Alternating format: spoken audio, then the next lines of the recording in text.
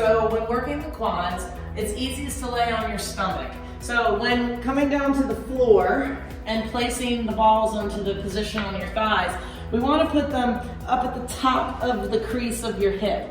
And when you do that, you want to kick the other leg out to the side. And I'm going to show you on the other leg as well real quick, just so you can kind of see it and there's nothing hiding.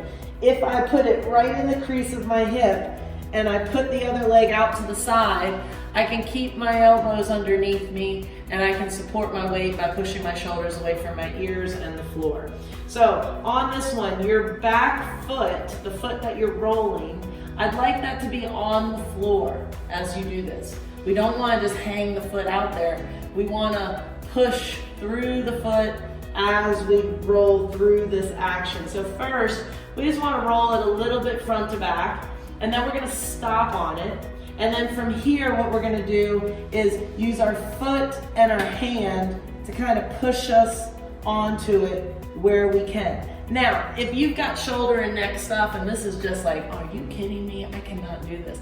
Then you can relax onto whatever feels comfortable, and you can work in the same region here.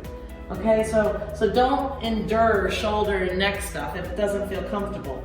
But now when we stay on it by pushing through that hand and lifting that knee off and pushing through that foot that's on the ground, we can now create a little bit of a side-to-side rotation that kind of like brings the ball closer into the belly of your muscle. And so what we're gonna do next is we're gonna bring it down a little further away from us. Same thing, get a little bit of front to back moving, pushing through that foot, relaxing through that ankle, reaching through that heel. And then we're gonna work on pushing and grinding between the fibers of your muscle. And you'll work your way all the way down to the knee. Same thing, just trying to really focus on straightening the knee. Let's make sure you're not holding tension like this. We want to kind of push through the foot and make sure the knee is always straight with whatever we're asking the foot or the leg to roll through. And sometimes when I'm doing this one, because by the time you get up here, your shoulders are starting to get tired. I don't care who you are. So one little trick that I find is some yoga blocks can be your best friend.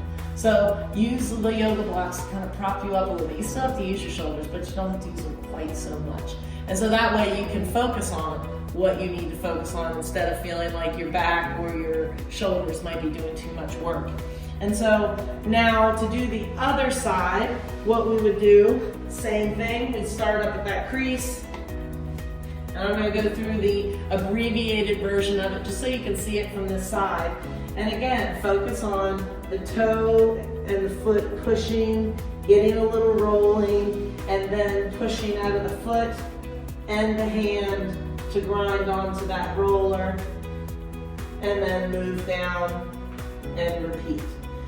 Each time making sure you take your shoulders with you, take your elbows with you, and you feel that everything's working together. If you feel discomfort in any joints when you're doing that, rest, do the other leg, take a break, do a different section, and then come back to that area.